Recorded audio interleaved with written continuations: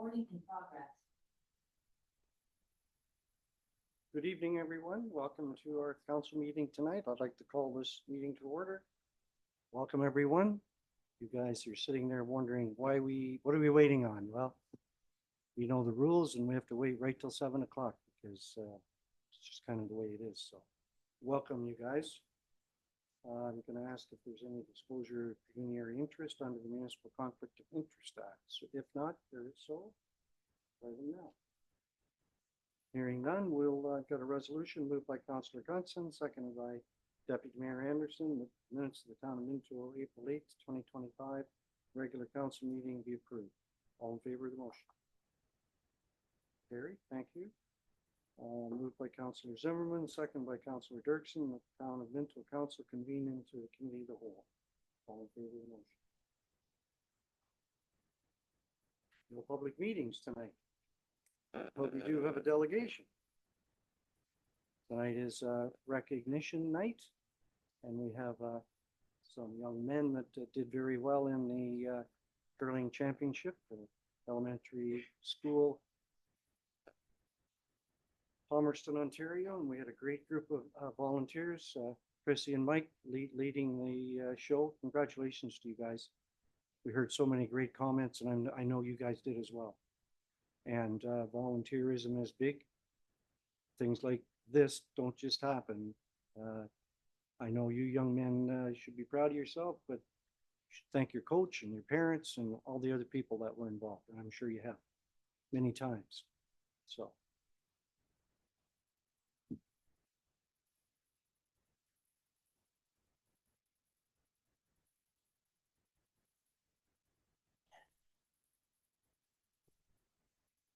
So this evening, the Farm Boys were one of 5 teams representing the Palmerston Curling Club at the Ontario Elementary Curling Championships from April 3rd to the 6th in Palmerston. Boys won all 3 round-robin games to finish top of their pool and advance to the 16-team playdown on the weekend, needing 4 wins to take the title. After winning 3 elimination games, the boys made it to the final on Sunday and were tied going into the final end without the hammer. Needing to steal to win the game, the boys did exactly that and finished the tournament as champions with 7-0 record. It's wonderful. You guys should be very proud of yourself. We're excited that they can join us tonight to be recognized, and I'd like to call them up one at a time to receive their certificates. So we'll go with Hudson Dan, the lead.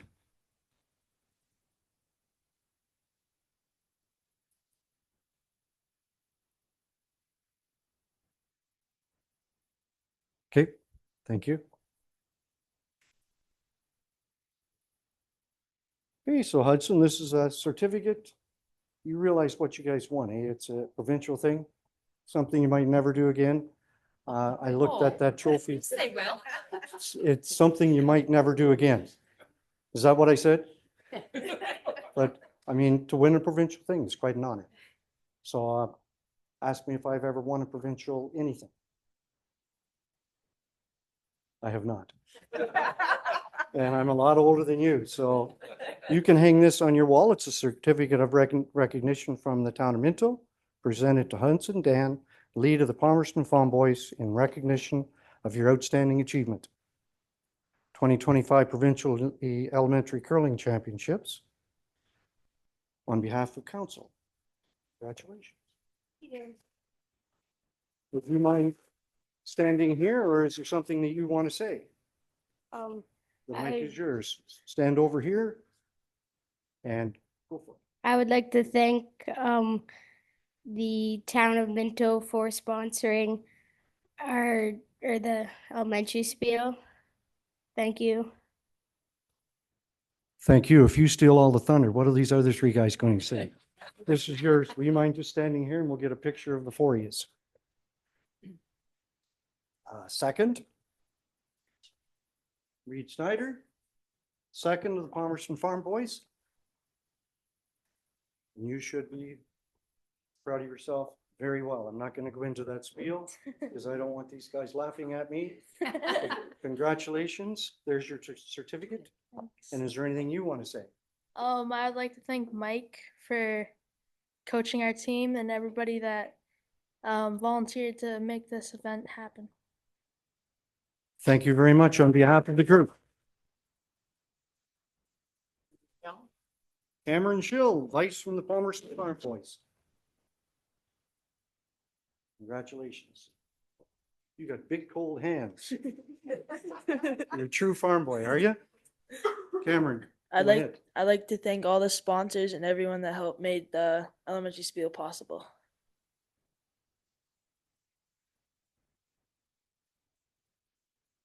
Thank you very much. Jill, did you rehearse this with these guys? Did you give them each something to say? Because you're doing good, you guys. And we got Cameron, Dan, let's skip the Palmerston Farm Boys. Grace. Hold on a second. Grace and Dan. Let me read that again. Is it right here? Should say Grace and Dan. It does. I was just testing you. Congratulations to you, Grace and Dan. You want to hold it? Sure. So, I would like to thank the town of Minto for letting us use the arena ice as curling ice. It really made a great event that we will remember for a long time to come. I'd like to thank our coach Mike for coaching us and leading us to winning. And I would also like to thank all the volunteers and the ice maker who is currently not here. Thank you. Congratulations. I thought you were going to tell us a joke. Isn't that Skip's job? Okay, so we have a certificate for the curling club. And whoever comes up here has to speak. Mike, congratulations. Want me to speak? Well, if you don't want to, you don't have to. Okay. Yeah, it turned out to be an amazing event that we ended up hosting, and total honors to the town for supporting the curling club by letting us use the arena ice and the arena building and the community center and everything. It made a very good event that everything was held under one roof, and we had lots of comments that it's like, well, you guys should host this more often. We don't think so. It was a lot of work, but it turned out great, and worked out even better that these young boys came home with the title. They deserve all the honors. I just stood there and watched them throw amazing stones. So thanks to the town and everybody else. You're very welcome. Matt. Oh. Picture.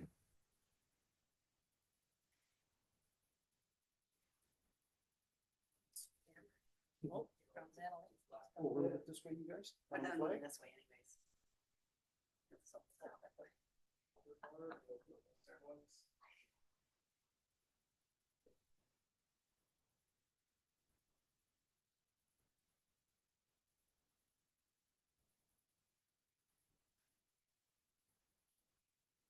Thanks again, you guys, and congratulations.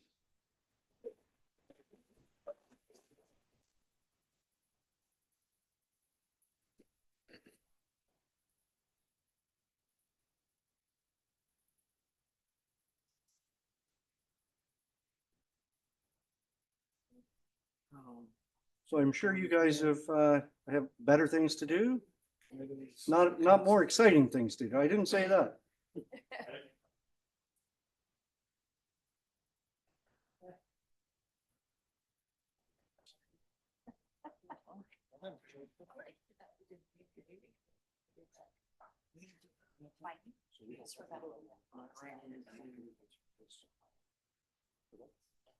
Thank you, sorry. Can you turn it on?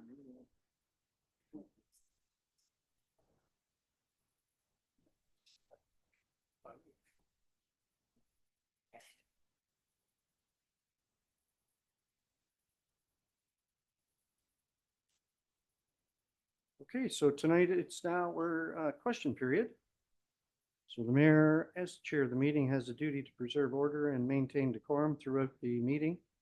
Although council strives to hear and be responsive to residents' concern, in order to preserve order, maintain decorum, and comply with the town's procedural bylaw, I wish to caution any participants in the question period that, number one, the questions that use discourteous language will not be permitted.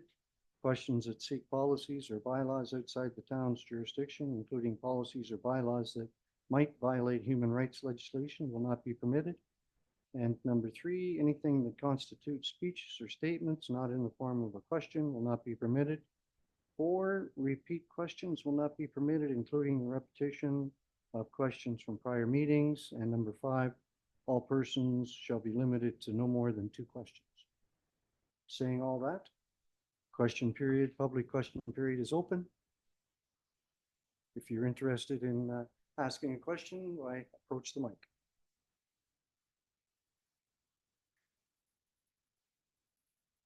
State your name and Hi, I'm Suzanne Stewart. I'm just curious if there is a time or a time schedule or anything for the roads to be done in our area. They're getting pretty bad.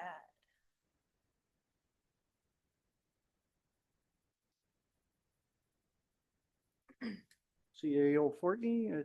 You want to go ahead, Fortney? Yes, to you, Mayor Attorney. Is there anything specific requiring knowledge of? Like, is it potholes? Is it grading? Is it? I would say more or less potholes. I know that the road that I live on is School Road 7, and it's getting like really bad.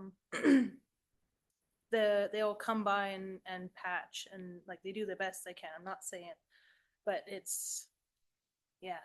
By the time that you get 5 or 10 trucks on it again, it's the potholes are back or the snowplow takes the asphalt right off again. I have emailed in the past, over the past 10 years, I'd say, and I was told by a Mike, I think his name was, that he has us on the list, but I mean, it's 10 years now and it's just getting worse and worse and worse. We pay a lot in taxes for our roads and just like to see a little bit better, I guess. Okay, you want a response? Yes. So through you, Mayor Attorney. So School Road 7, I know it very well myself, and I believe it is on the roads needs study and scheduled within a couple of years, I believe. So we'll be patching for a little while longer, but as you can probably imagine, asphalt road repairs are very, very, very expensive to do this. It's on the list to be done, yes, and there's some additional patching we can do this year. We will. Okay, thank you. Susan, thank you for coming. Appreciate that. And I know we've had discussions about potholes.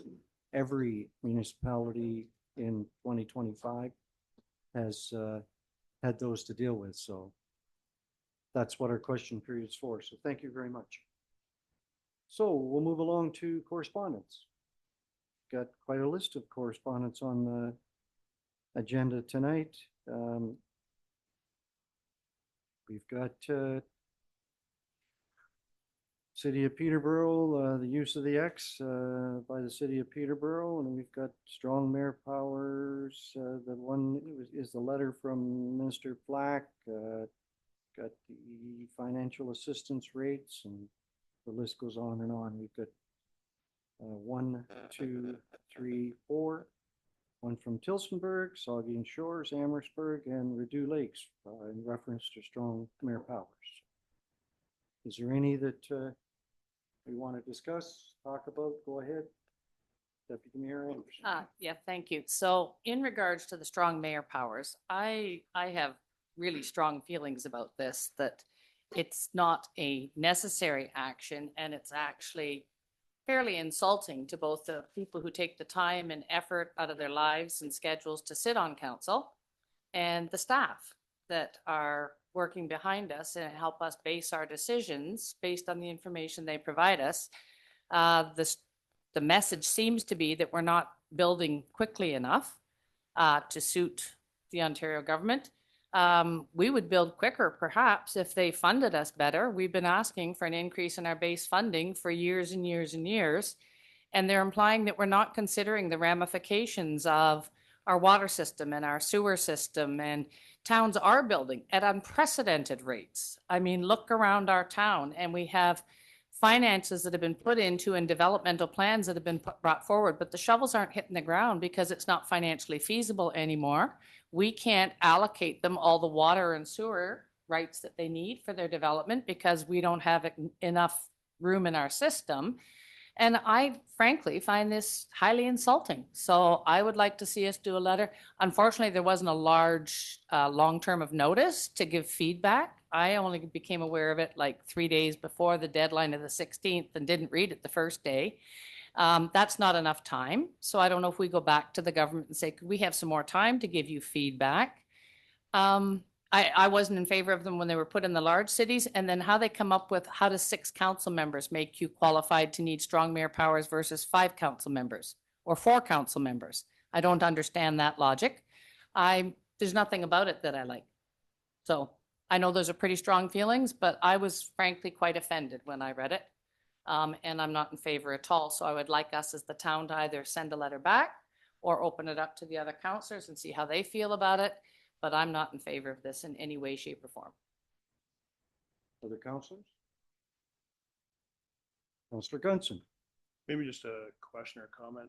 So I think it's new to a lot of us. And I think it'd be best maybe if we could get maybe a report back with some more information, right? Because we're just reading 150-page article that, right?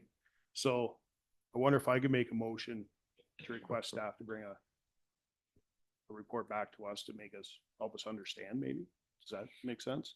I just don't know, do we have any recourse? Because the time to get back to them was by the 16th of April. So is it a closed door already? I mean, certainly we need to understand it better, but the parameters are pretty clear. They want to endorse one person to be able to advance building if they don't feel we're meeting the goals that they have set without any consideration for the things that might be halting development or preventing development because we simply don't have anywhere to grow, because after all, they have the Green Lands Act and they have us all landlocked. So I guess we got to go up, not out, because that's not allowed. There's just a whole pile of stuff, but certainly we need more information. I'm just not sure what the best way is to get it. Other councillors? Go ahead, Councillor Zimmerman. Well, I've been doing a lot of online reading about this subject, and it's pretty alarming the amount of municipalities that are flatly refusing this, and for various reasons. It really doesn't bode well for the democracy that we live in. We know right now from down south of the border what one person in charge is capable of doing, and I don't ever want to see that in our country. The mayor of Aurelia used his powers to halt the hiring of a CAO before the poor person could ever get into his office for undisclosed reasons. It's kind of hush hush. And we have to look to future generations as to, and this is absolutely nothing against the current system here, but could you imagine in the hands of the wrong person open for the potential for corruption, a little pay in the back pocket to fast track building of some sort? I don't ever want to see that happen. I don't think we're in a situation where we have to move that quickly in our town here. So I flatly am against this. Okay, thank you, Councillor Zimmerman. Next, Councillor Dirksen, go ahead. I think that I think we have a great council here, and I think we have a great mayor here. And I have never put the term rebel and Mayor Turton in the same sentence.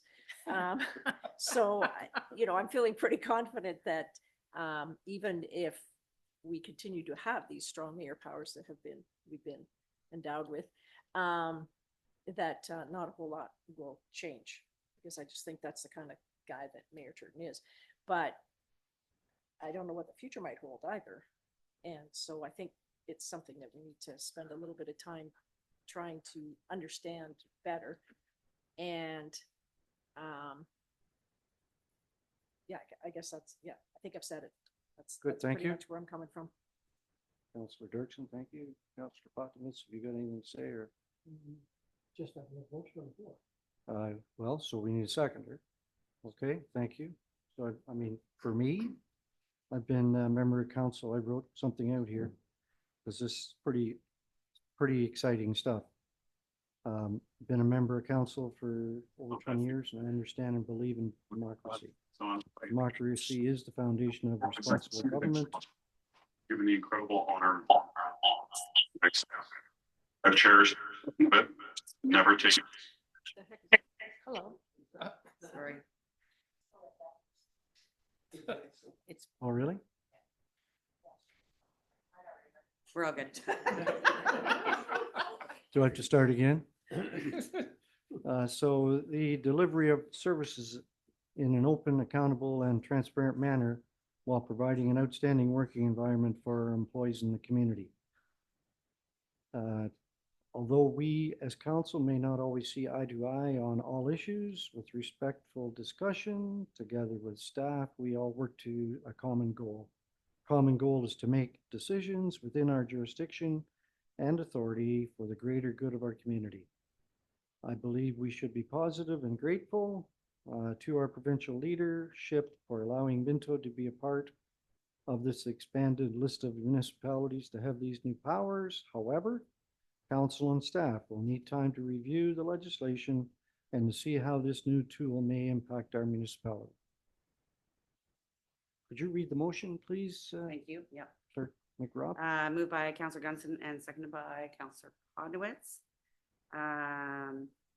That the staff bring a report back to council on strong mayor powers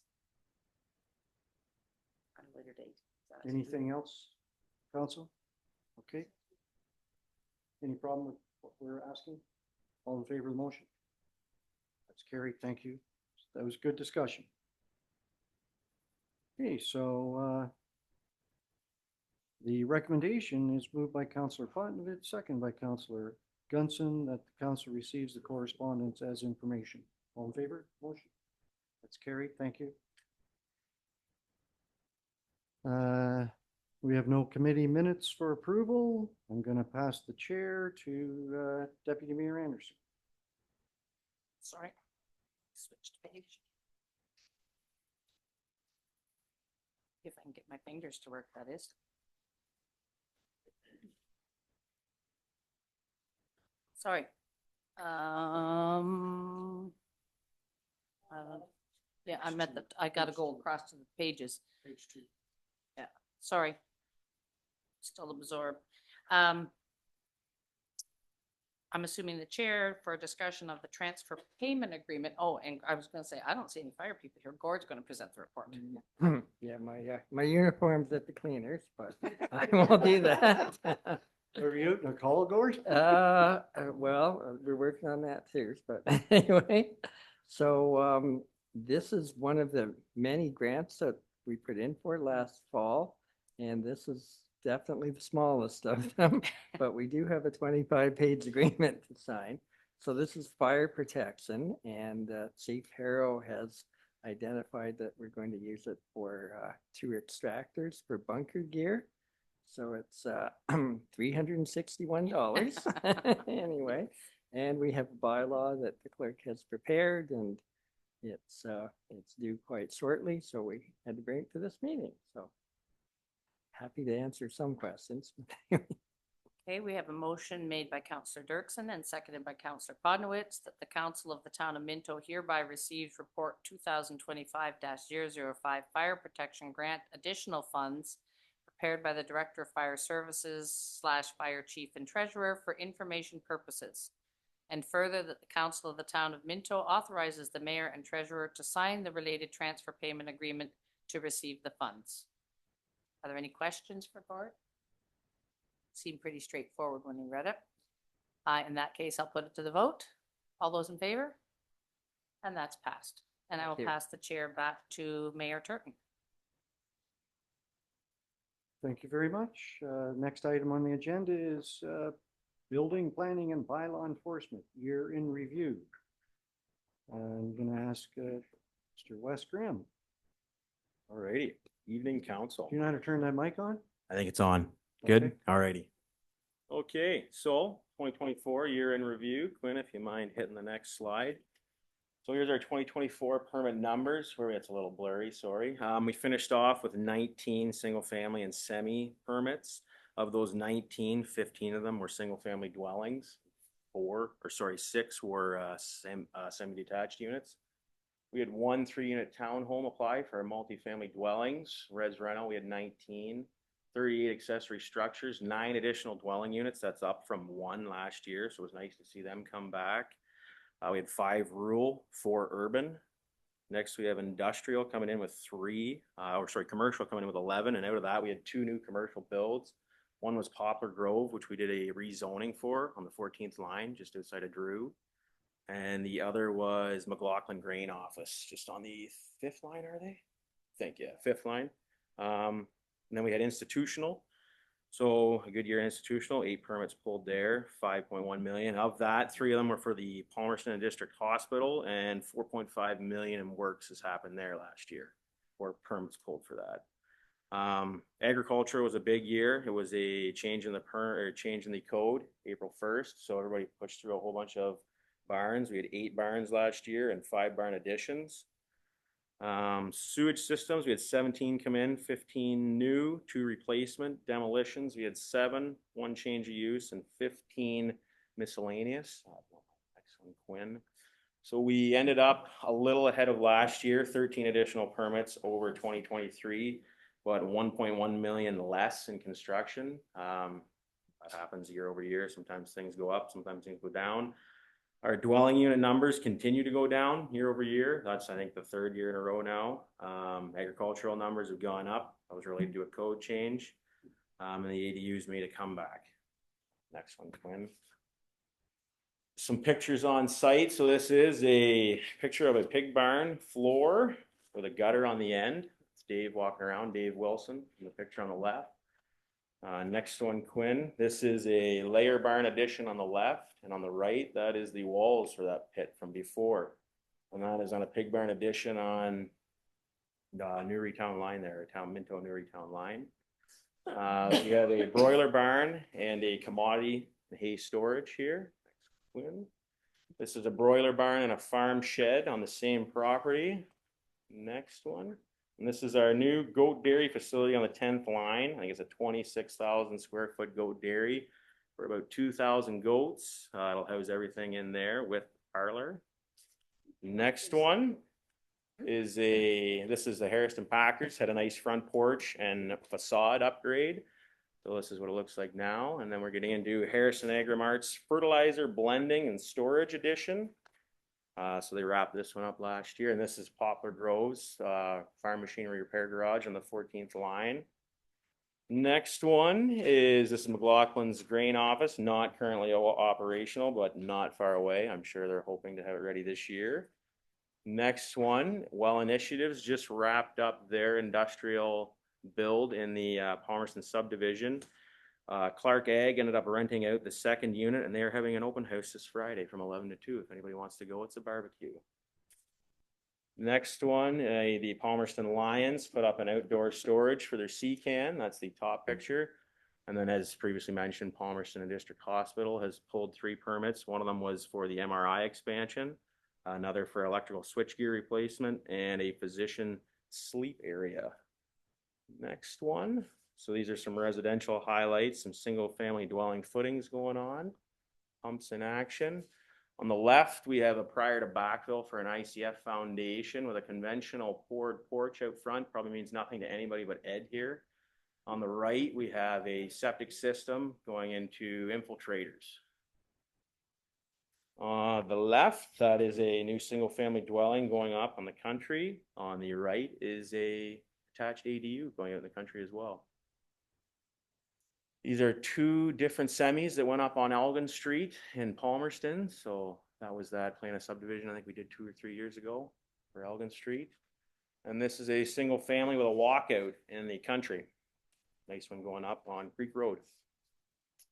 So these are the 2024 planning stats, and they were provided by Sama Hagigi, our planning coordinator. We had 6 minor variance applications, 6 zoning amendment applications, 3 consent, 3 part lot control, and 1 OPA for a total of 20 applications, as well as various ongoing ones. Next, these are bylaw stats. These were provided from Mapleton. We had 121 voicemail complaints, 102 cases created, 20 kennel inspections, 11 backyard hen licenses, 3 sign permits, and we designated 1 dog. This is just a picture of the vehicle. And then cloud permit is where we submit our bylaw complaints. This is our 2025 Q1 start. Year over year, we had a slow start this year. I'm sure everybody can understand why. It's been a interesting start. Things are changing. I was in the Fenoro subdivision and there is some vacant lots. I think I counted 3 that have sold signs that I don't have permits for. So it's a good sign. They've sold 3 that are going to come in yet. And farms, that's all kind of, agriculture has slowed down with the code change. So I'm sure we'll have seen the bump there, but I think things will progress as usual. 2025. Questions? Questions for Wes? Go ahead, Councillor Potnovitz. You are there. What are your bylaw stats when you, let's say voicemail complaints? Yep. Do you act on voicemail complaints, or I thought you had to have something right? We don't act on all voicemail complaints, but usually they get created into one. We'll just guide them through how to create a complaint from that. We just keep track of it. Other questions? Wes, the dog designation, the one right at the end, that dog that was designated, how do you handle that? Like, that's been 6 months? Mm-hmm. It would probably be a better question for Rick. Oh, Rick, do you mind approaching the mic? So Rick, yeah, if you want to come up. Help us a little bit with that. So my name is Rick. I'm the bylaw officer here in town of Minto. So essentially the way we handled it after we had a designation is that I went back and had an inspection of the property where I made sure that they had everything in place that we had discussed in the designation and made sure that was followed through. So I made an appointment with him, and this was a couple of weeks after to give him time to do what he needed to do. So I just went back for that final inspection to make sure that everything was correct. And then from there, we essentially closed the case on that. There's no requirements for reinspection unless a complaint comes in again for this specific dog or property. Otherwise, we don't, our bylaw doesn't require us to reinspect later on to see if they're still complying or not. Good. Thank you. I guess if there was issues, you'd be the first one to know. Yes, presumably, yeah. Yeah. Thank you. I have a second question on the ADU. How do they? I'm sorry, what's that? The ADU Yep. units. How do they affect our housing targets? They're easier process than building a single family dwelling from scratch. So they help increase the numbers for sure. The long-term impact, I don't know how it will be, but for right now, we've definitely seen, we had 1 year where they went down, that was in 23, but everything went down. But other than that, we've seen a steady increase in ADUs over the years. So they have helped our housing numbers in Minto. So, for example, so we have a 3-bedroom, single-family dwelling in the country. So that's 1 unit. And somebody puts an ADU, a single bedroom in their backyard or in their basement. Mhm. That's also on the same level as the 3-bedroom. That's interesting. Mhm. Questions? Go ahead. Deputy Mayor Anderson. So I don't know if this is the right time to ask this question, being as we're going to look at the building or the strong mayor powers, which are predicated on the building that we need to do. where do we stand according to what they think? Are there numbers that we're supposed to be meeting? Do we know that? Like Because our numbers have dropped, our right? Like housing the last numbers? couple of years were huge. They were- So, yeah, our numbers have dropped year over year. Last year, I think we were right around, we were either just under or right on. This year, we'll see what comes out, but in years like 22 and 21, we almost doubled our housing targets our numbers, so whether we take it as an average or they look at it year over year, I'm not 100% sure on that. Do we know how that's calculated? Like when they say that these powers are to enable us to meet this standard, this number of houses, where do we get that number from? Of how many houses we're supposed to be building? Anybody know? Comes through the official plan, I think, and the Okay. county usually gets that number. And usually they're like, when we go through planning, we have a minimum density per hectare to meet. And then a minimum number of units. Like I think in 22, we were set to build 26 home or dwelling units and we hit like 61. Right. So in Minto, we've had no problems. I don't know how it will affect us, but just because the numbers have gone down, it doesn't mean we're still not meeting our targets here. Right. We're still It's doing just okay. a question of sort of getting an understanding of all that, because this little notion that we're included, I've done a lot of reading as well as Councillor Zimmerman. You're just going, okay, this is a great big issue to wrap our heads around. And we keep passing agreements for developments, but the developments, some of them are slow to start. So you can't keep taking more development proposals. If we've already spoken for our water and sewer system, you can't just keep saying, oh yeah, you can build two and you can build two, and then all of them decide to build. And how does that get juggled or worked out? Not to be difficult, but I'm just trying to get my head wrapped around all of this. In Minto, I know we're working on an allocation bylaw for water and sewer, so that's how we'd look after that. It's not in effect yet, but that will be a future process we use, that you have a set time limit if you apply for something, and if you don't meet the time frame, we take our allocation back. Right, because that makes sense, because I know we've had some of them on the books for quite a while, but there hasn't been anything happening. But if you take away that allocation and then they decide to start building, and I'm not sure what the reasons are, whether it's financing or funding or timing or, okay, thank you. I'll look forward to more information coming down the pipes, because I'm just trying to understand this. It's complicated. There was a time, Wes, that people were building on speculation. That in fact, we have some there in the Fenora area. There, I'm thinking that they have slowed down on building and selling. They've slowed down on speculation, but every time I talk to Peter Fenoro, his answer is we have to do something. Mhm. Can't sit They on have to our keep hands. their, So they're not gonna, it seems like they're gonna keep driving ahead and it's working. They're selling them as they build them. So if they can afford to do that, I hope they keep doing it. Michelle Brown, do you have anything to add? Do you understand Because this, you're here. the way this is all set up?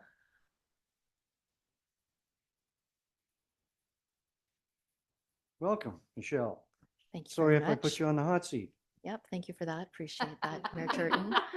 Thank you for exercising your strong powers.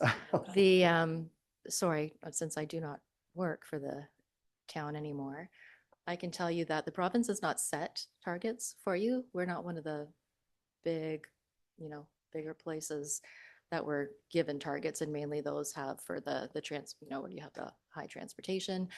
That's not what we have. So we don't have funding that's based on that. It would be nice, but we do not. The targets that Wes is referring to, he's absolutely correct. It's based on our local targets and our density. As far as the water wastewater pieces that are handed out and the new legislation that came down that allows you to put something in place to say, use it or lose it, until you have that in place, and whatever developers already, unless you've got something like that built into your agreement, it will start the day that you put that forward. Yep. So whatever the developer has been allocated, you can't unless you've already done something. It doesn't, take that away it kicks in, right? So anything moving forward, you can put that in place, but you can't just automatically say, haven't used it for a while now, we're going to take it away. Those things weren't built into the original agreements. Potentially, I don't know. I'm just saying, generally, that's how it works with the new legislation. May I ask another question? Sure. Is that okay? So I've heard that there's going to be a definition applied to affordable housing. I don't know if that's been done yet, because we keep talking about affordable housing, we talk about a certain portion of the new building permits have to be affordable housing. When David and I are at conferences, I've been waiting for a chance to have a microphone at one of those meetings where they're talking about affordable housing, because I'd be the first person up there going, do we have a number? So on one of the reports that we got from the housing expert in Guelph, Wellington, or TG Minto is our biggest manufacturer in Wellington County. 2 people working there full-time can afford a $300,000 mortgage. Now, I haven't seen a piece of property in Minto sell in the last number of years that would be anywhere near $300,000 unless it's a tear down and you're just buying the land, which is astonishing when you think lots used to be 35,000. But hey, I bought my first house for 40,000 too, but that was many, many, many, many years ago.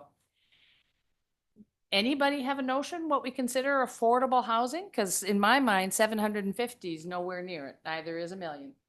Neither is 500,000 for a lot of people. Does the government have a definition? Anybody know?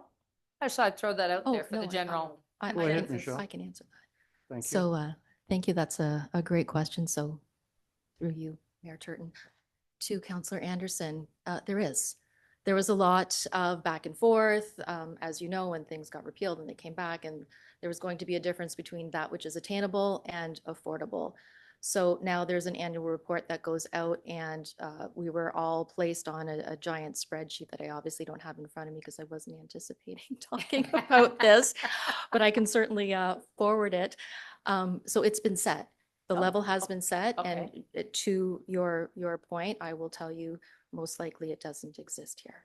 And I also, given the state of the nation quite literally, and what it would cost there for the return on the investment for a developer to build a home of any proportion, would not be able to hit that target. So although it's been deemed, yes, and I believe it's through a CMHC report, that those numbers came forward for what they've deemed to be affordable or attainable. It's down to one definition now, just like they switched it, because as we all know, if we were going to purchase something, whether it was affordable to us or not, is based on how much money we have in our pocket or in our savings. And whereas originally the system was set up with a completely different definition. So that's been pulled back. It's far more realistic, and it makes sense because it's the same with our service manager. If you're going to have go on a list for affordable housing through the county's wait list, it is definitely based on your income, which is the same as how it's based for most people in the bank when you go to apply for something.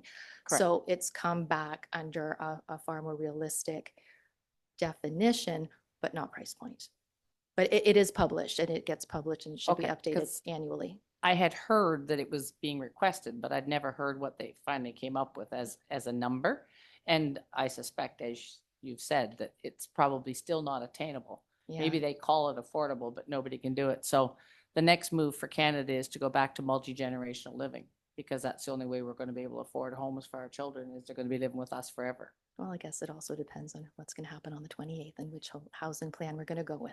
Yes, exactly. All right, thank you. Other questions for Wes? Michelle, thank you. Rick, thank you. Thank you. So the motion is moved by Deputy Mayor Anderson, seconded by Councillor Gunson. The council received the report building 2025-001 regarding the 2024 building planning and bylaw enforcement year in review, prepared by the Deputy Chief Building Official as information. All in favor of the motion? It's carried. And I appreciate you filling us in on that. I didn't mean to put you on the spot. I think you're a big girl and you would have said, no, thank you. Yeah. And maybe that's inappropriate too. Sorry. Anyways, we're going to move right along. You guys can either stay or go. Thank you for coming. Appreciate it.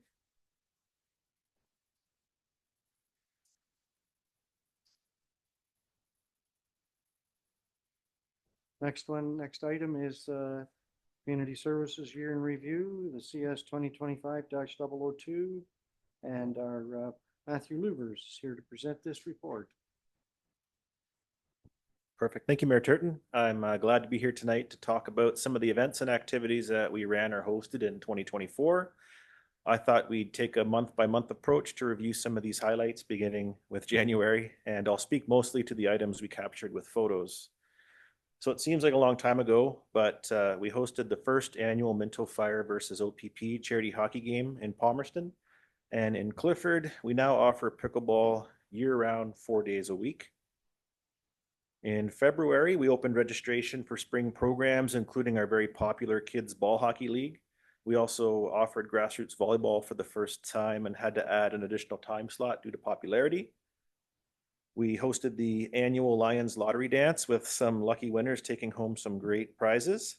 And we also hosted Kawuba Broomball Regionals, and that's another marquee annual event. In March, we hosted 2 skating club carnivals and a number of 81's home playoff games as they progressed towards their first OEHL championship. They now have 2 and are playing as we speak for first in their division at the Allen Cup, and it's nothing, about 4 minutes in. Not that we're watching. Month of April was busy with the first annual Life Outdoor Show taking place in Clifford and ball hockey and volleyball starting in Palmerston. We also hosted the Mayor's Breakfast and Minto Fire Banquet in Harriston.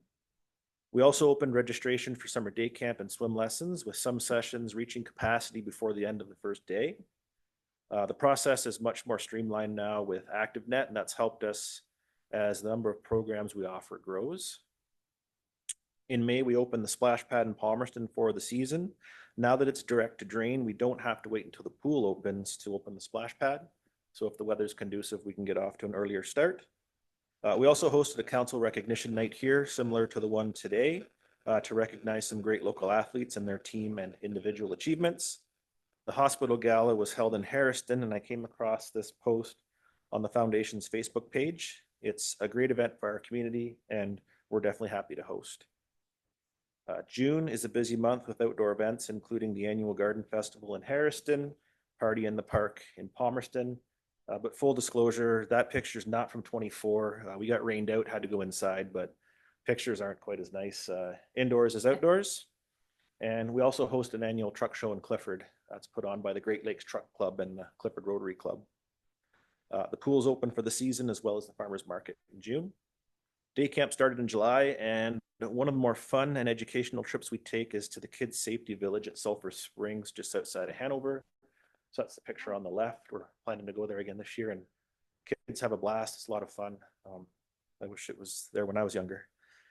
It was also our second year hosting the Upper Canada 2-Cylinder Club show, as well as numerous other annual events like the Ambassador of the Fair competition in Harriston. August is a big baseball tournament month for us, as well as that's the month of the Palmerston Fall Fair and the Ambassador competition. It's also the start of getting facilities prepared for winter operations starting in Palmerston. September marks the start of our after-school programs at both elementary schools and the ice season for minor hockey tryouts in Palmerston. It's also the Harriston Fall Fair that month. Specific to September 2024 was the pouring of the sports pad at the Harriston Arena grounds. And now that the weather is improving, there's quite a bit of usage there, mainly basketball, hockey, and rollerblading thus far. October marks the start of the ice season in Harriston and our grassroots hockey program. And then both skating clubs and junior broomball also start up for the season then. And we've hosted, something that I sometimes forget is we've hosted a cross-country meet the past couple of Octobers at the Harriston Arena, and that's coordinated by staff at Middle Clifford Public School.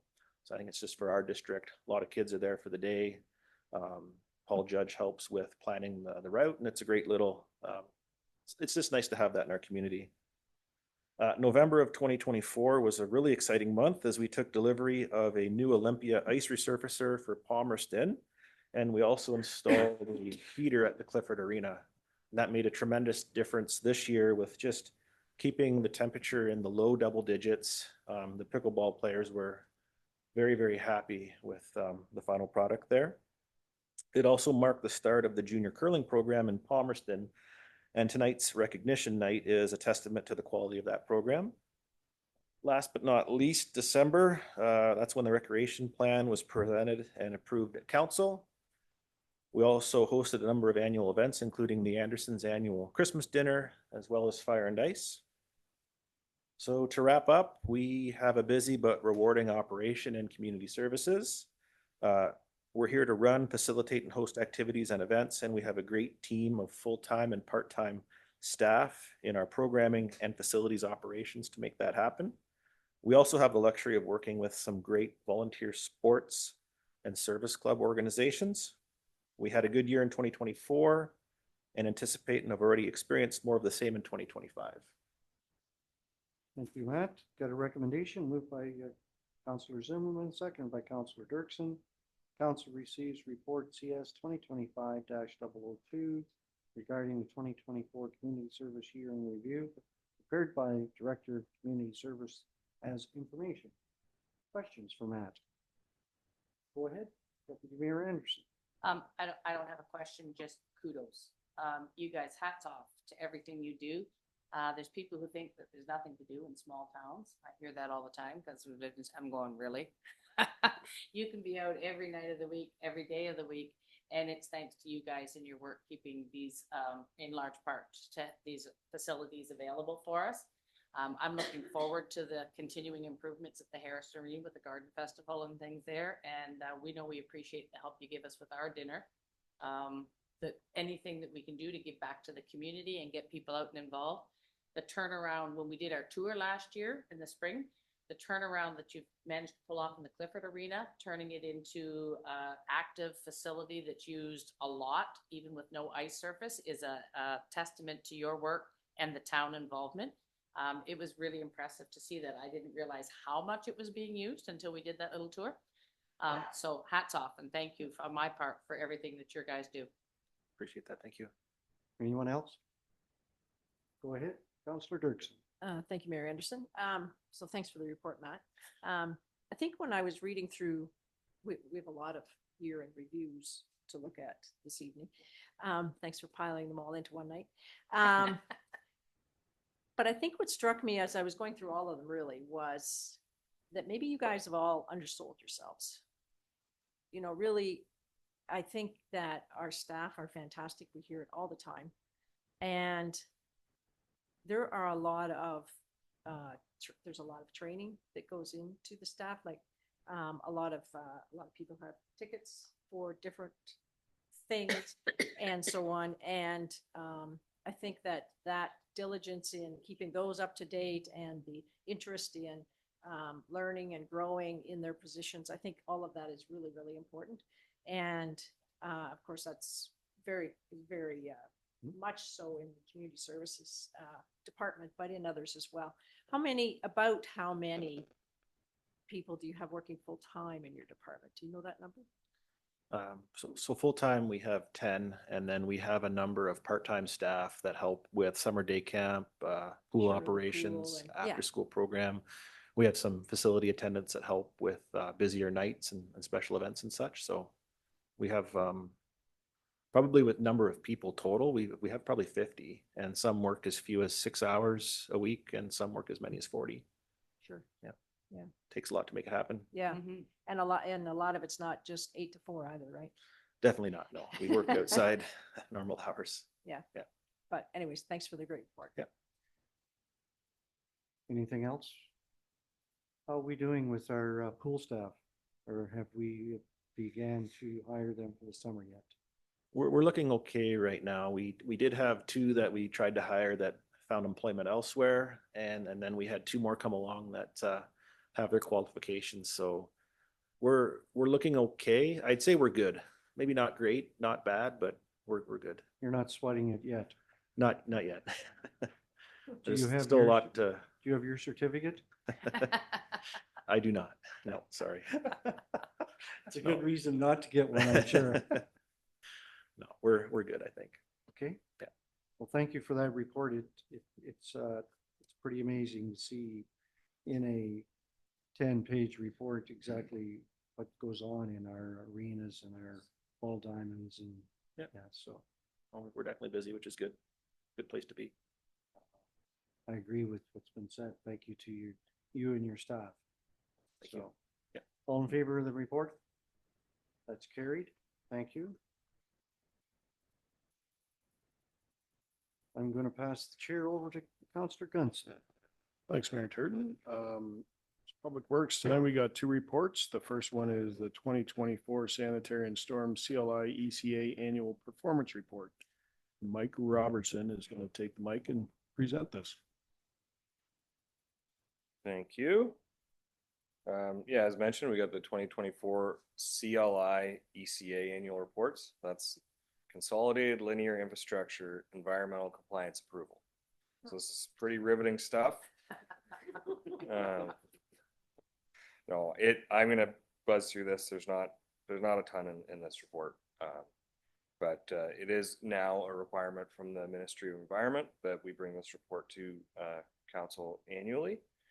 It's very similar to the reports I brought a couple weeks ago. Those were the wastewater treatment reports. We've had to do them for a while, but this is sanitary collection is one CLI, and stormwater collection and treatment. So your stormwater ponds and that sort of stuff. That's the second report that you see there.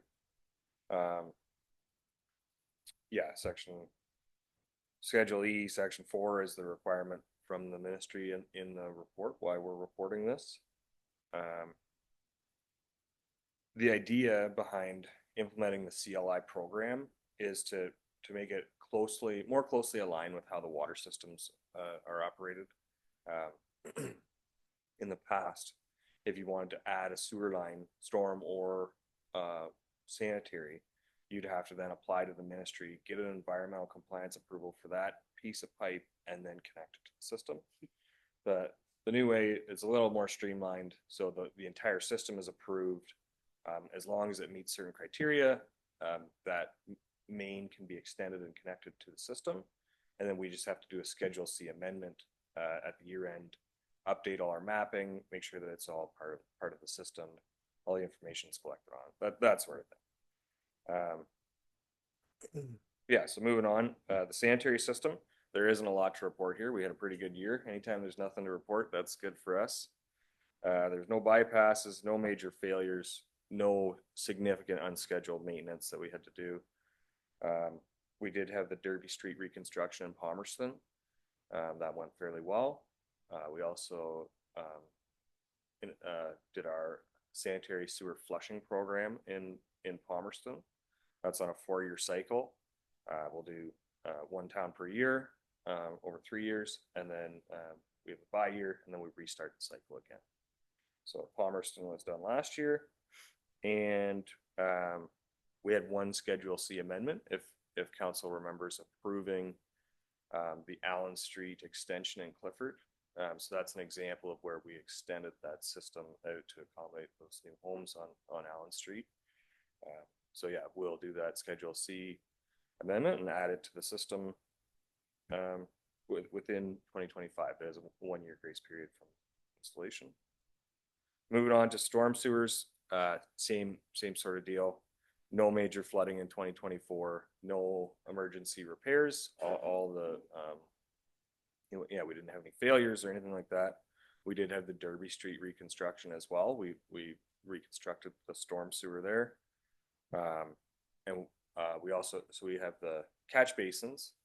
They're a requirement of the CLI is to have a maintenance plan in place for those. So we had Foster Sewer Services in, and we cleaned out all the catch basins in Palmerston. It's on the same cycle as the sanitary cleaning. So if we have those aligned, then they'll continue to be maintained at the same time, and we won't miss anything, hopefully. There was no Schedule C extensions for the storm sewer. There was no storm sewer that was extended up on Allen Street, as previously mentioned. And then now this last part here is kind of the biggest part for the storm sewer aspect of the CLI that we're looking after. It's the storm ponds. So storm ponds, we've always kind of had them. They've been part of developments where there was maybe a little bit of lack of communication is what was required to be done maintenance wise in these facilities. So we now have a new operation and maintenance plan for all of our stormwater ponds, and we're maintaining them annually. As you can see in the report, we had a picture of it was Industrial Park in Palmerston. It had been overgrown. Picture on the left there, just from years of, you know, shrubs and trees growing up, and the wastewater staff took the opportunity to clean it all up and put it back to how it would be when it was in state originally constructed. So, yeah, so that's what we're doing. Probably the biggest part of the storm sewers is looking after those storm ponds at this point. Short of that, we had 7 complaints across both systems. Nothing major in nature for those, and we were able to deal in-house. So, any questions? I'll read the recommendation, Mark. Thanks for that riveting report. You said it, not me, but recommendation moved by Deputy Mayor Anderson, seconded by Councillor Podnowitz. Council of the Town of Minto hereby receives report PW 2025-011, 2024 Sanitary and Storm CLI ECA Annual Performance Report, prepared by the Wastewater Services Manager for information purposes. And further, that the Council of the Town of Minto acknowledges and approves the compliance status and operational updates outlined in the attached reports as is required by the Ministry of Environment, Conservation and Parks. Any questions for Mark? Yeah, through the chair. On the primary operators and backup operators certification, I see that a lot of them are expiring in a couple of years. What's the process? What's the expire? What do you have to do to get recertified?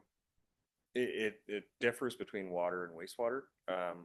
Wastewater, you can just renew your license, and with the water licenses, they're allowed 1 renewal so they're valid for 3 years. Then they're allowed 1 3-year renewal, and then they'll have to rewrite the operator and training exam. Thank you. Any other questions? Councilor Zimmerman. Well, thank you, Mark. I think you're the one to answer this question. It's kind of a goofy question. In our existing older municipalities, we're all serviced with stormwater drains. Why then do all new subdivisions have stormwater ponds and not just continue into the storm drains? Well, that's an engineering question. I'm not claiming to be an engineer here, but it's a pre to post calculation where they take the development and the watershed and the hardscape increase in hardscape, and the idea is that they can retain that increase in water flow on the site without having it run off completely. I've always wondered that, so tonight is the night I'm gonna ask that. You can go home and say you learned something tonight. Any other questions? Mayor Turk. So just extending on that, Mark, thank you, Mr. Chair. Do we have subdivisions that have neither? I'm off the top of my head, I'm not sure, but as part of our review with the building department and our public works staff, well, that's something that we review, and usually it's a requirement. Thank you. I agree. That's an exciting report, but there's a lot of information there, and congratulations and thank you for your hard work. Any other questions? Seeing none, I'll call for the vote. All in favor? Thank you. Thanks, Mark. Thank you. Next up, Public Works year in review. Saving the best for last tonight, Mike.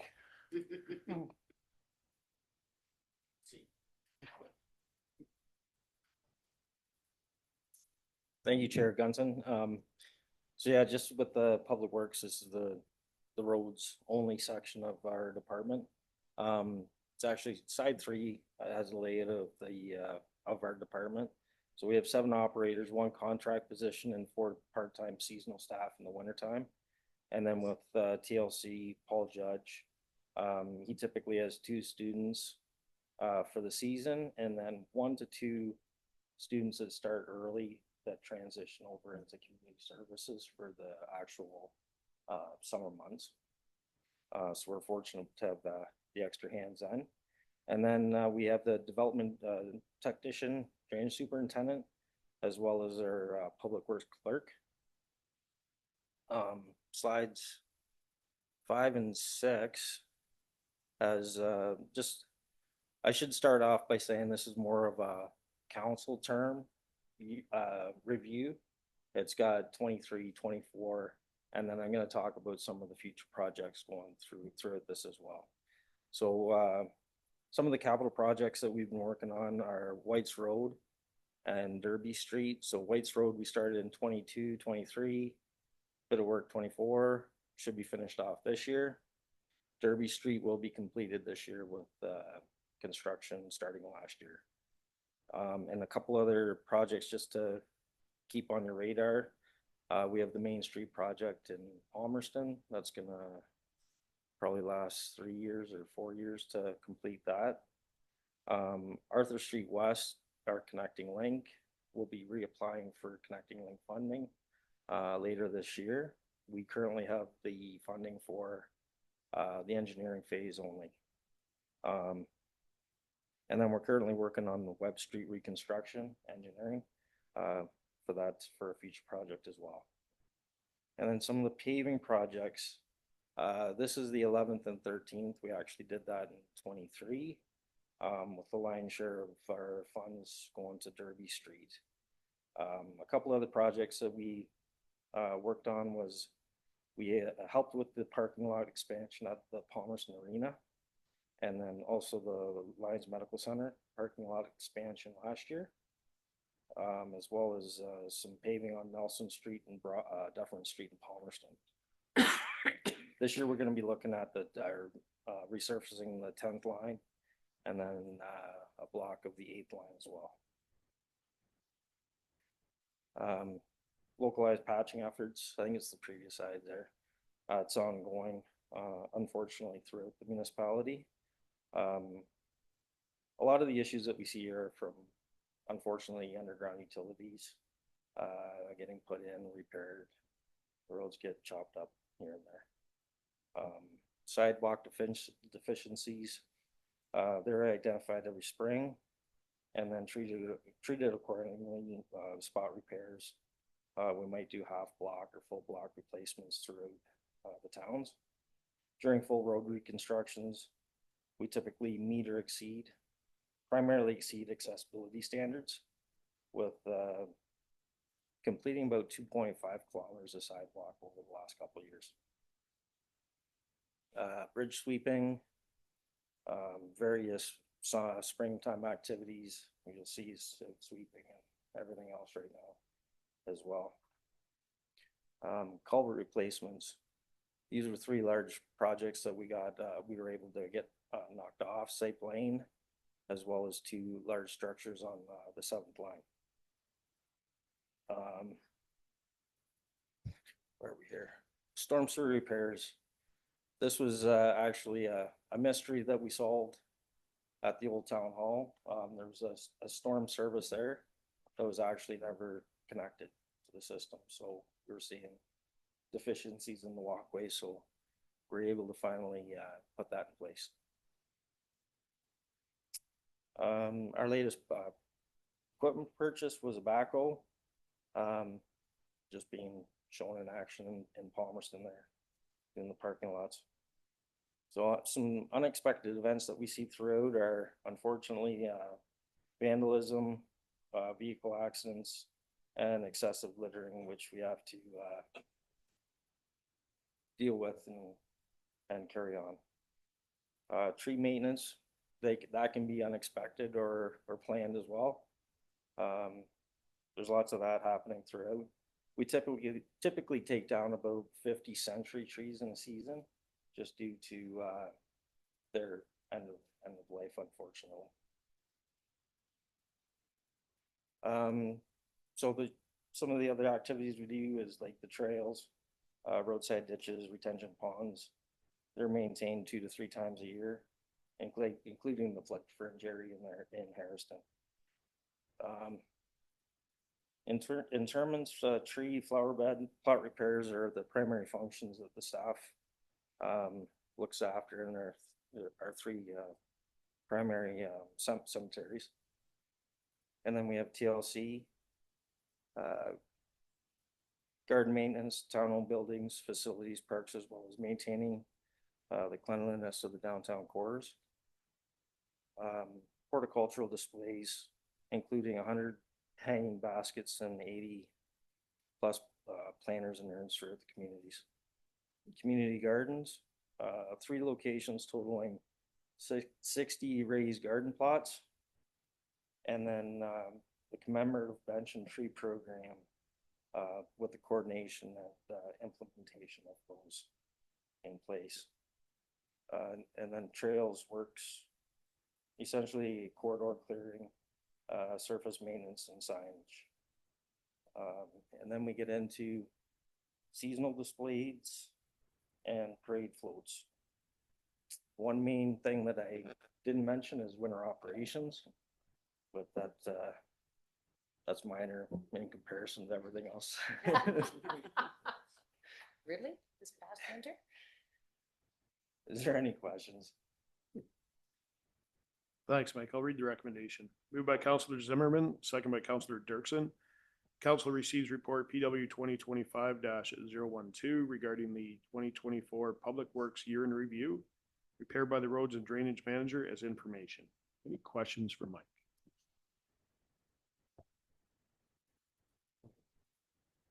Not questions, but again, comments. The towns look fantastic, the work on the flower beds, and we know that's the pretty part of it, but the dirtier part of it is keeping the roads in good shape, and we know that we all wonder when our road's gonna get done, because it's a trick staying on top of them. It's so expensive now, and I don't know, this winter seems to have been really tough on some of the roads. There's everywhere, Yeah, doesn't matter where you go.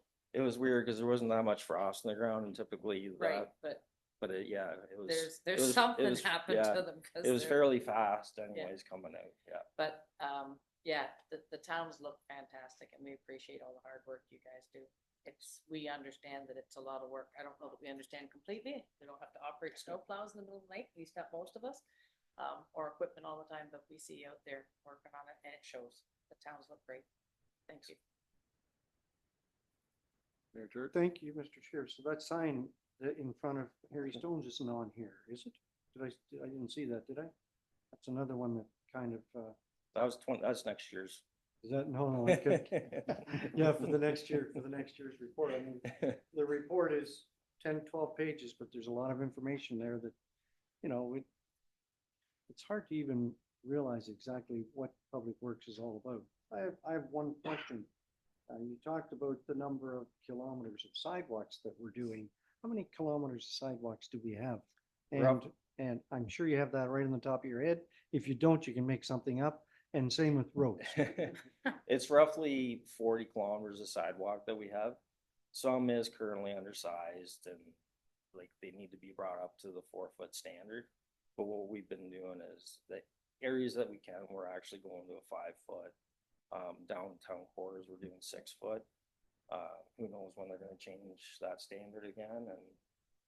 And it's hard even with like if you have 2 strollers or something, 4 or 5 feet still isn't really a lot of room right there. So yeah. Well, and so the accessible corner there that you showed with the all the concrete there. I mean, it's amazing how we do it for both ways, and there's a lot of seniors that have buggies and people in wheelchairs and stuff.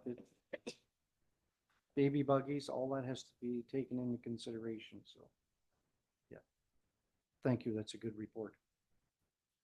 Thank you, Councillor Dirksen. Thank you, Chair Gunson. I just don't want to be outdone by talking about the towns all the time. How many kilometers of gravel and of pavement do we have in the country that we maintain? We have 52 kilometers of gravel and 253 kilometers of hardtop surface throughout the rural and the 3 communities.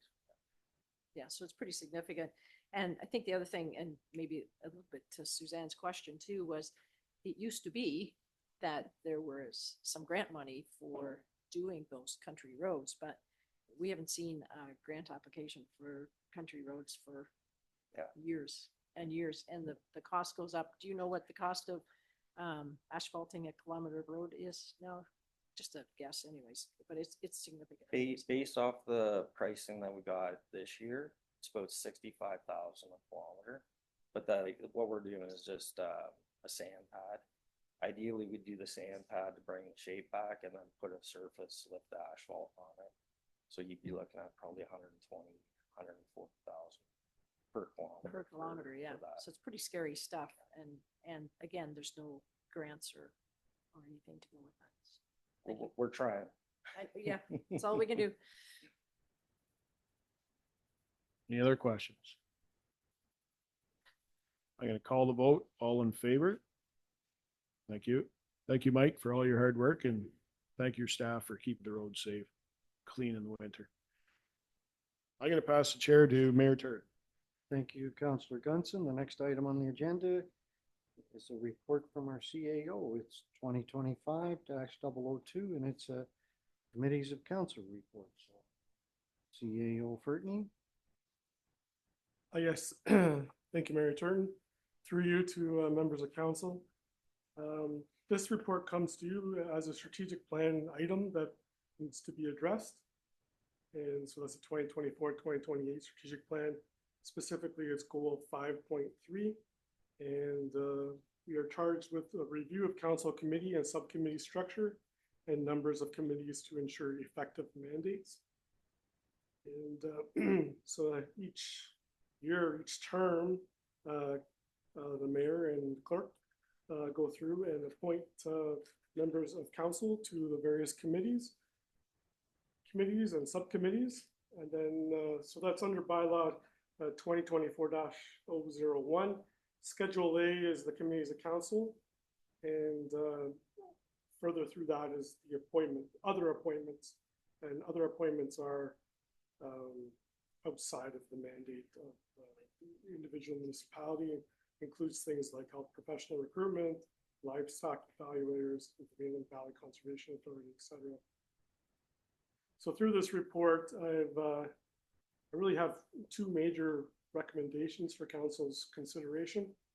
The first recommendation under comments, page 3 of the report, is that subcommittees be turned into working groups.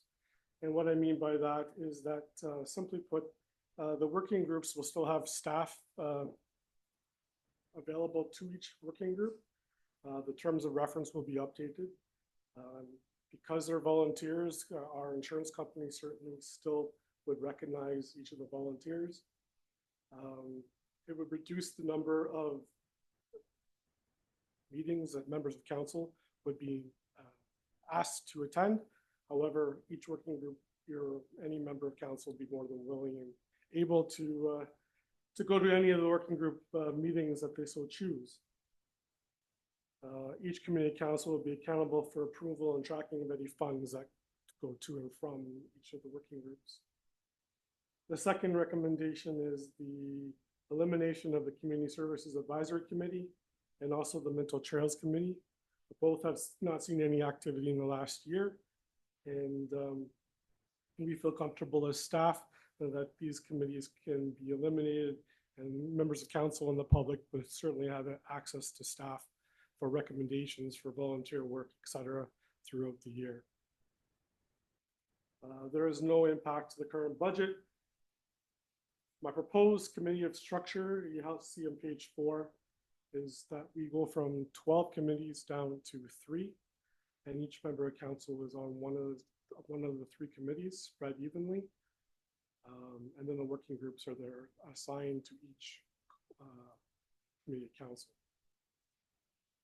Again, this is just a proposal. If there was changes that need to be made, then we can certainly discuss that at whatever time. But we're just trying to make sure the committees are active and that folks have access to staff as well on a regular basis. So I'll leave it at that. Thank you, Mr. CAO. The recommendation is moved by Councillor Gunson, seconded by Deputy Mayor Anderson, that the Council of the Town of Minto hereby received report CAO 2025-002, Committees of Council review prepared by the Chief Administrative Officer for information purposes, and further that the Council of the Town of Minto approves and adopts proposed changes to the Committees of Council as outlined in this report, and further that the Council of the Town of Minto directs staff to prepare a new bylaw to be brought to Council at a subsequent council meeting that reflects the adopted changes and repeals bylaw 2024-071. Questions, thoughts? Go ahead, Councillor Gunson.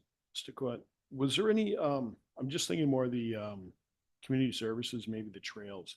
Was there any feedback from the volunteers in those committees about discontinuing those, if, for lack of a better term?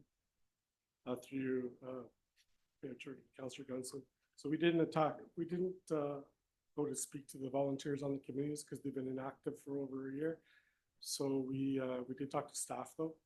And like I said in my earlier spiel, these committees will cease to exist. However, the opportunity for staff, for council, for the public to address issues throughout the community would certainly be available to everybody as they usually are. So if a volunteer came forward that sat on that committee or was part of it, they'll be directed to a staff member to. That's correct. Questions. There will still be volunteer opportunities. That'll be run through our different departments. There just won't be a specific committee council.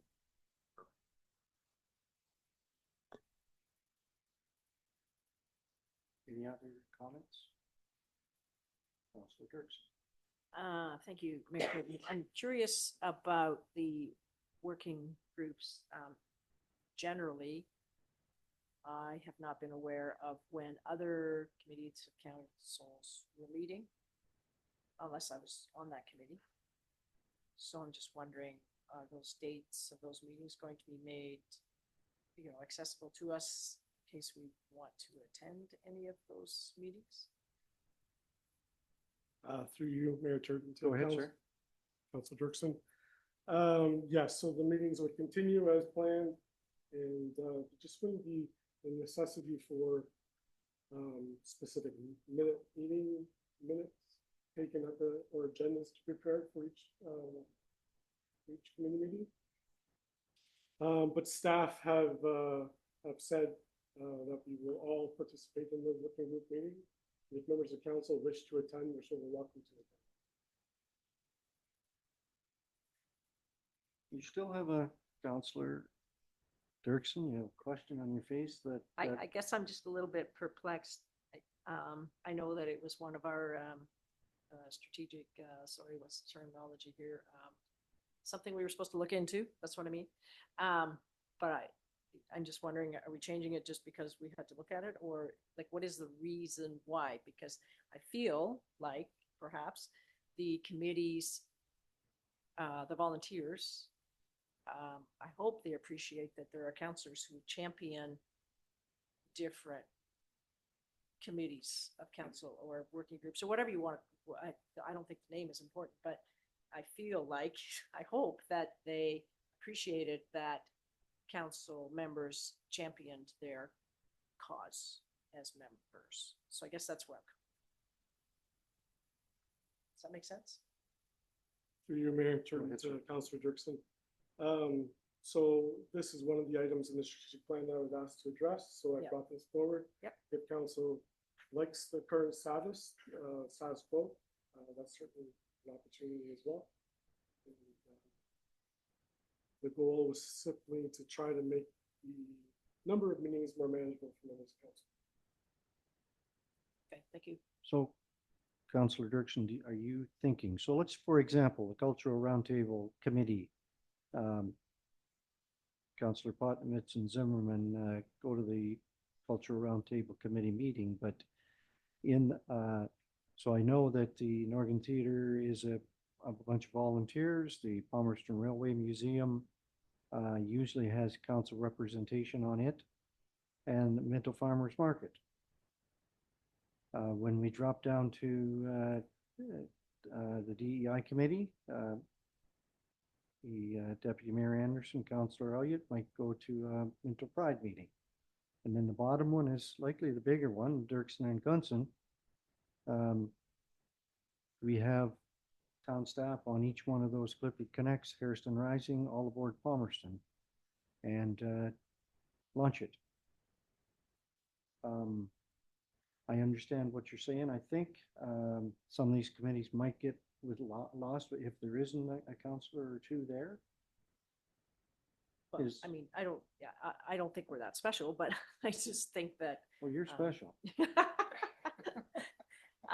And I mean, we have great volunteers on all of those committees, so that's why I'm a little tenuous about how I'm putting this. You know, because like I said, I don't want to be Sure. seen as So, being special, but um, I feel like it's part of our job to champion Yeah.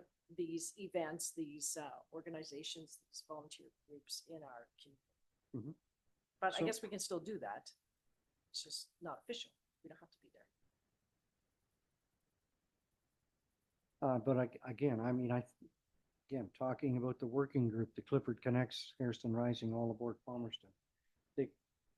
Paul, you're on the Clifford Connects. What are you thinking? Yes, I am returning. Thank you.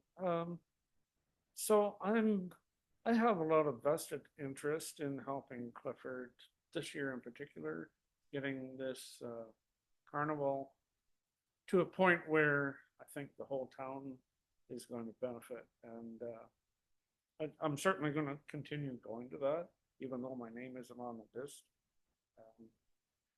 And the other things, well, hey, I'm up for learning different things too. So it's all good. I fully intend to be where I'm requested to be. So change is good too in some instances. But I think it's very important that we do have representation in those working groups, and the counselors appointed need to make sure that they attend those things. Clerk McGraw, go ahead. If I can, these working groups will continue to be cherished groups. I think what we're trying to do is also give them a little less work to do with agendas and minutes and the whole protocol of running all that. So it's not that the groups are unimportant, because they certainly are, but we want them to be able to do their work more streamlined as well. That makes a lot of sense. The lack of minutes agenda. So, Sorry. if we approve this tonight and 6 months down the road, there's issues, or I don't know what they would be, it's not that difficult to change.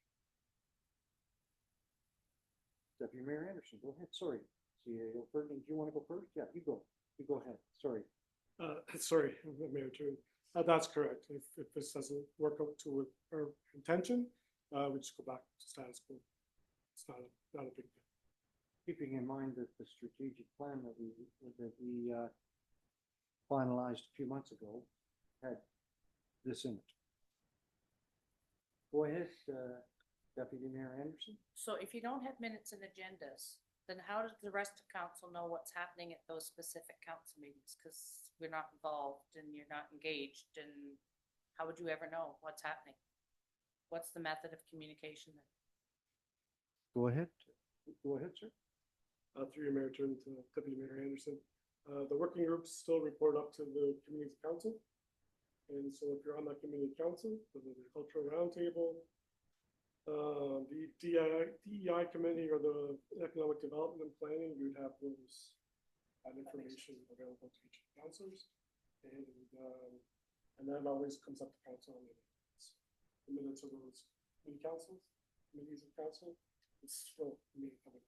So if you were part of the working group, so I'm the representative of the Minto Farmers Market, but I frequently can't get to the meetings. And that report doesn't come up to Cultural Roundtable. It comes up here, but it never gets discussed at Cultural Roundtable.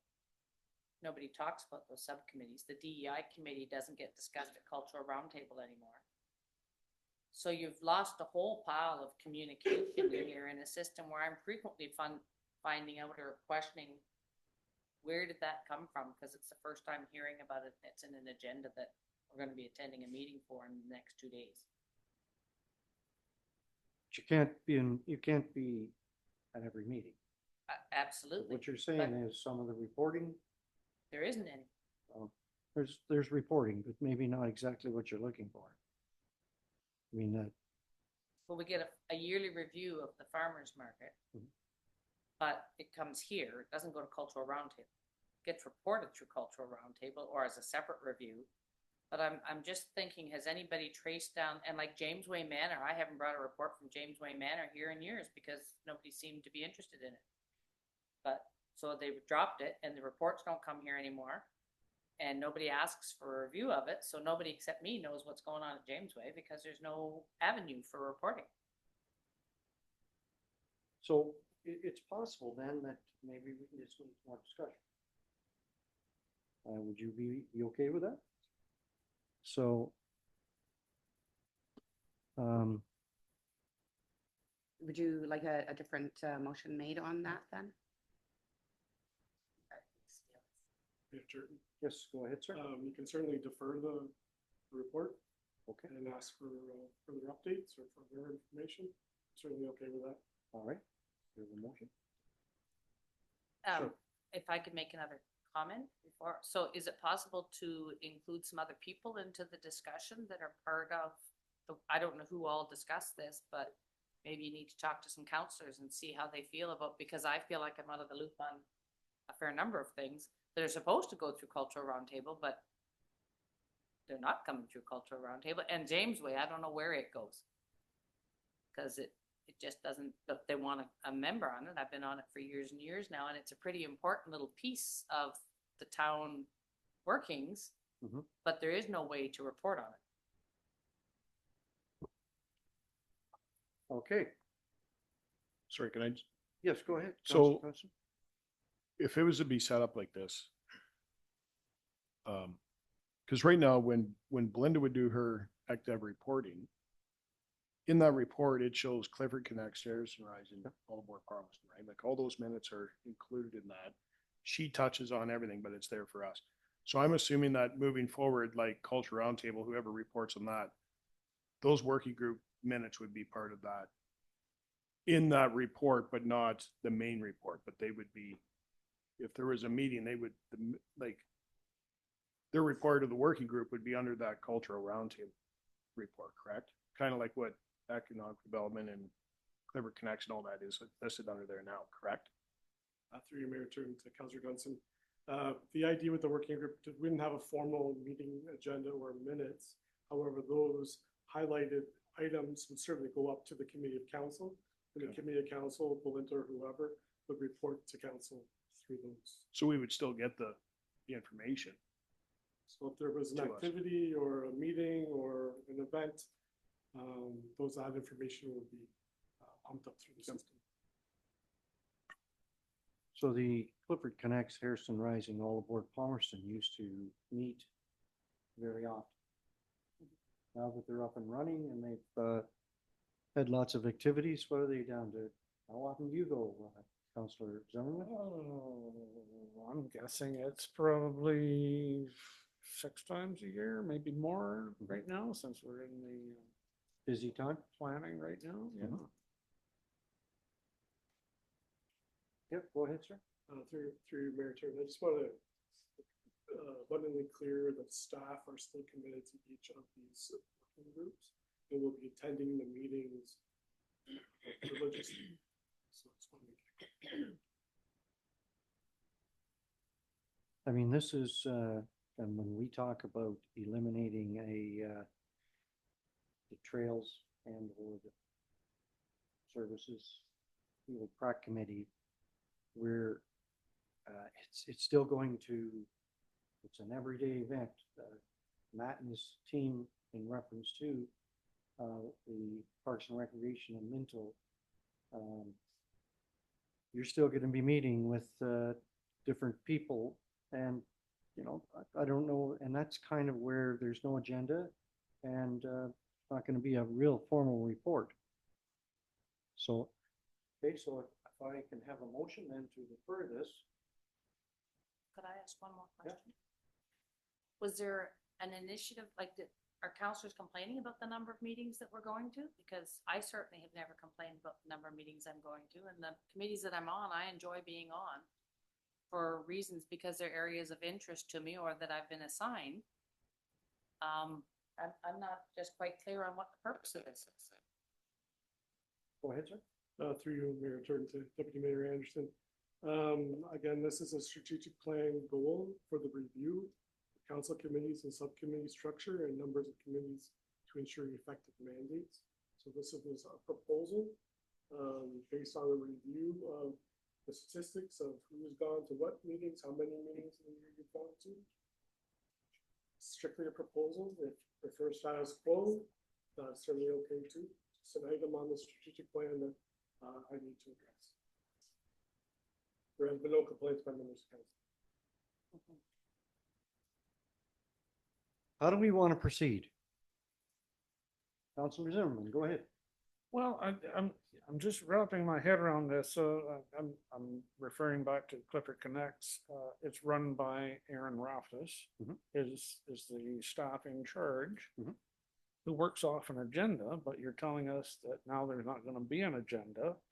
So how do you run a meeting? Yeah. So there's no formal agenda. It's the formality of it. I think by moving it to a working group, it is the formality of it. Not having to have a formal agenda or formal minutes that come through up to the next level and then up to council. So that, I think that's the point of it. It's just giving a little more freedom and streamlining things. There, of course, are going to have some sort of agenda to speak to, but it's just not going to be in a formal process. So what we've seen, Dirk McRob, in the past, for example, the Clifford Connects, what we've seen is that report came through with Belinda's report. So Aaron goes to Clifford to the meeting. She has half a dozen things they want to talk about. Is there notes kept? Are you saying that notes There'll kept? still be no, Yeah. Absolutely. So we'll see that. It's just not created in a formal way as you would. They would have to, right now they have to follow our procedural bylaw, right? You're supposed to be following the procedural bylaw when you're having these meetings. They're a little more informal working groups in order to get work done. So that's my understanding of the working groups.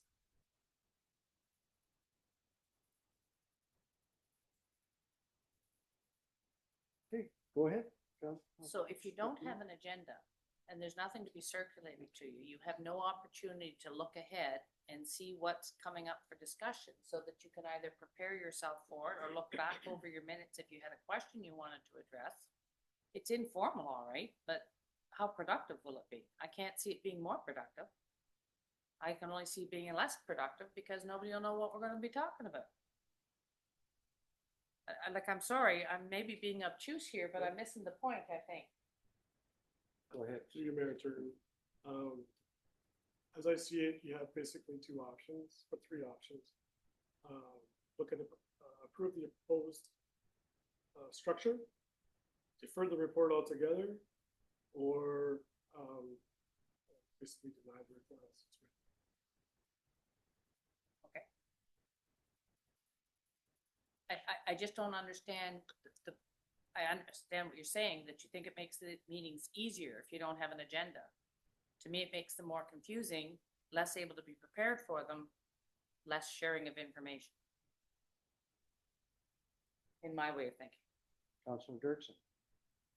Thank you. Through you to CEO Fertney, did one of those options include going back to staff and maybe reworking it? Through your mayor turn to Councilor Dirksen, certainly that would be an option. And that would probably be part of the deferral option. Yes. Once the report comes back, either clarifies or adds different opportunities. Sure. Okay. Pthank you. Can I ask you if you will put that in Yes, motion I would then? love to Thank make you. that motion, please. Thank you. Councilor Zimmerman. Any more discussion? It's a great discussion. Sorry. So there is already a motion on the floor. That was the original motion that you read out. So you should have a vote on that first before we put forward the next motion that's going to be put forward by Councilor Dirks. Okay, I'll read the original, moved by Councilor Gunson, Oh, I get it right in front of me. Seconded by Deputy Mayor Anderson, that the Council of Town of Minto receives report CAO 2025-002, Committee of Council review prepared by the Chief Administrative Officer for information purposes. Further, that the Council of Town of Minto approves and adopts the proposed changes to the Committee of Council as outlined in this report. Further, that the Council of Town of Minto directs staff to prepare a bylaw to be brought to council at a subsequent council meeting that reflects the adopted changes and repeals bylaw 2024-071. I will call the question on that, and we'll see where we go. All in favor of that motion? All right, that's defeated. Can we hear the new motion, please, for McRob? Thank you. So I believe it was moved by Councillor Dirksen and seconded by Councillor Zimmerman. That report number is CAO 2025-002, Committees of Council review, prepared by the Chief Administrative Officer, be sent back to staff for further review. Is that kind of what you're? Yes, with apologies to CAO for Nick. Go ahead, Mr. Brady. With a report, further report to come back to council. Yeah, okay, with the report. Thank you. Everybody understand the question? All in favor? It's carried. Now we're into announcements. Councillor Elliott. He has nothing to say tonight. Imagine that. Maybe call him if he can hear you over top of the cheering or the, I can report on it. Steal his thunder. There you go. I have nothing. Councillor Potnovitz, then do you want to lead us on this? Councillor Gunson? Do you want me to report on the 81s? Yeah. Okay. Grandson Blair. No. So the Minto 81s, they played yesterday in the Allen Cup Challenge, and there was a report in the news that they made history by being the first AA team, senior team, to defeat a AAA senior team in the tournament. So score was 8-4 last night. I was down to the game. There was probably over 200 Minto fans down there to watch them. It was a great turnout. They're playing right now. They're actually losing 2-1 against Wentworth Griffins. But so they're playing for first place in their division or second place. If they lose this game and finish second, they go to the quarterfinals tomorrow night. And if they win, they go to the semifinals on Friday night, and the finals are on Saturday, and they are actually televised on CHCH. So, oh yeah, we're in the second period with 7 minutes left. Yeah, I think it's exciting. It's really good hockey. You want to make the travel down to Flamborough and watch, it's only an hour and 20 minutes. Well, could be an hour and 29. If you're driving a white Well, Ford 350. say That's that a all I little have. louder I just, so the OPP can pick it Thank up. you very it much. wouldn't be right if we didn't talk about the 81s. Yeah. Okay. Councillor Dirksen. Thank you, Mayor Turton. Just wanted to mention that tomorrow is Admin Professional Day. So thanks to the many people who assist our many organizations within Minto. Last weekend was good. It was Easter weekend. So I attended the Good Friday service, which was put on by the Palmerston Ministerial, and the church was packed. Excellent service. Volunteer appreciation is 1 week from tonight. So looking forward to honoring our wonderful volunteers in our community. And I think we've talked about this before, the Hairston history book rewrite. So in 1978, Hairston celebrated 100 years. So in 2028, they will be celebrating 150 years. And there was a book written in 1978. Judy Tuck, I think, headed that up and did a great job.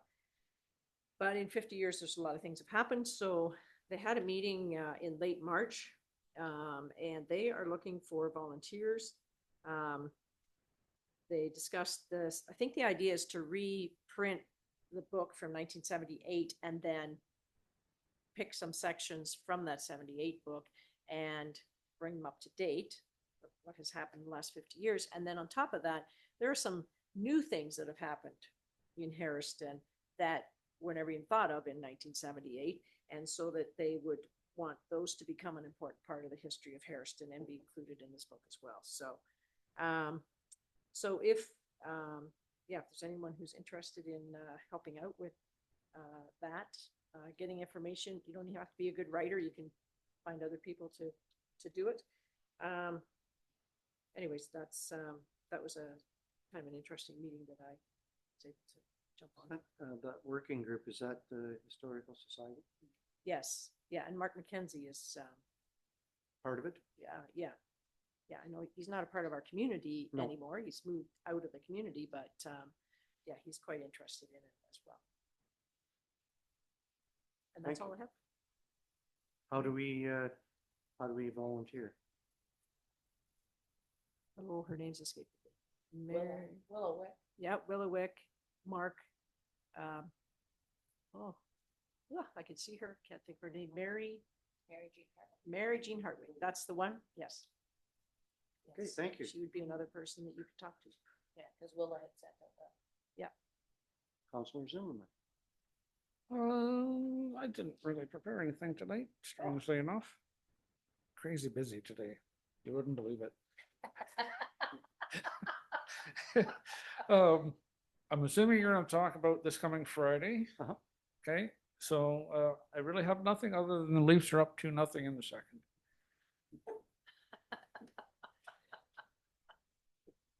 Do we have a policy on watching hockey during a council? Sorry. And they're just checking the score. They're not actually watching it. No, I could if you want. Deputy Mayor Anderson, you're next. I have nothing. Thank you very much. Yeah, so a couple things. The mayor's breakfast is this Friday morning at 7:30 till 9. I think Belinda told me today we've got almost 100 people attending. We've tried to make it interesting, to bring people and educate them about what's going on in our town. I know that it's too late now to get tickets, so unless you beg somebody. After that breakfast is the opening at Clark Ag, and it's not really an opening. They're not cutting a ribbon, but they're welcoming the community to come and get to know them for lunch. So, you want to go for lunch Friday? I'll buy. And the other thing is voting. Yes. Monday is the day.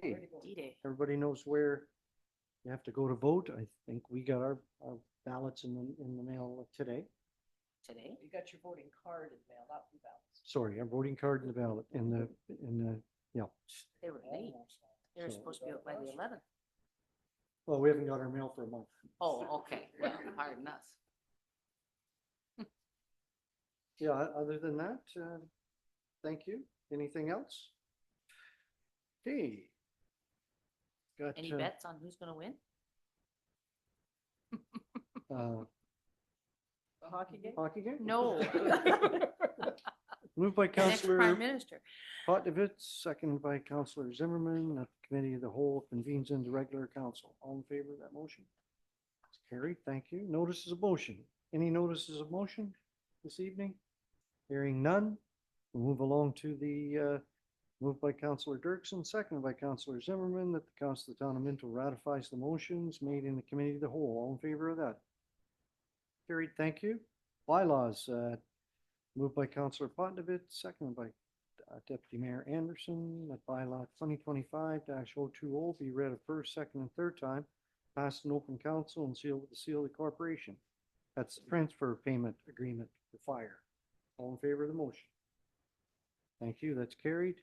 Confirmatory bylaw is the moved by Councillor Gunson, seconded by Deputy Mayor Anderson. Bylaw 2025-021 is to confirm the actions of the county and the corporation of the town of Minto respecting a meeting held April 22nd, 2025 to be read a first, second, and third time and passed in open council, sealed with the seal of the corporation. All in favor of the motion? That's carried. Thank you. If you don't mind, there was one other thing that I wanted to bring up, and that's to do with the county. has to do with our downtown. Everybody's well aware that July 1st, 2025, solid waste services in Wellington County are going to change. They're going to producer their responsibility for recyclables. And so there's a good chance that nothing will change for the first round. And so as we go, so we're going to use the same containers, same blue boxes. And then within the next year, Dave, we go to a bigger bin with wheels on it. And so the downtown businesses are going to be on a separate truck. So Tuesday is the day that we put our stuff out now. That'll continue to be Tuesday for all of our residents. So for businesses, industries, and institutions, they will be picked up a different day. Downtown businesses will be picked up Thursday.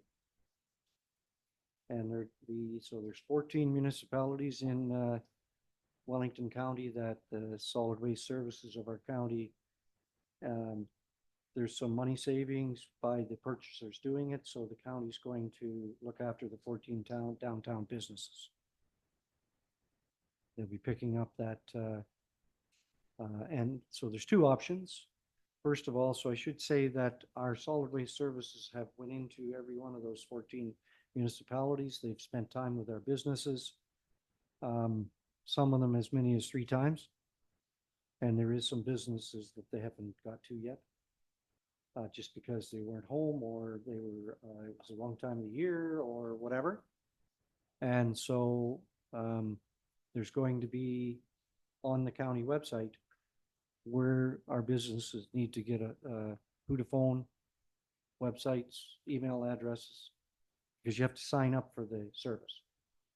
If you don't sign up for the service, then you can possibly get a ticket.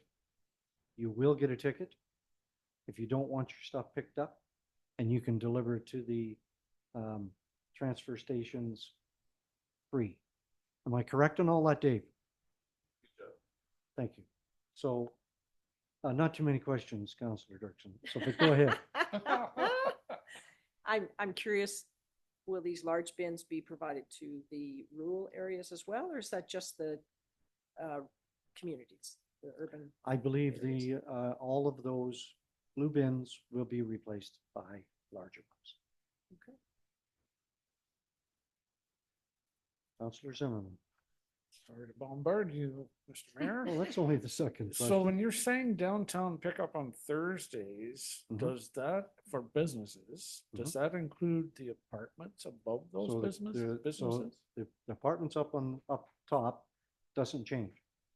Tuesday morning. Okay. Okay. So the other thing I can say is the $10 bag charge, the $10 morning visits, the minimum, the Saturday morning visits for $10 minimum fee is working.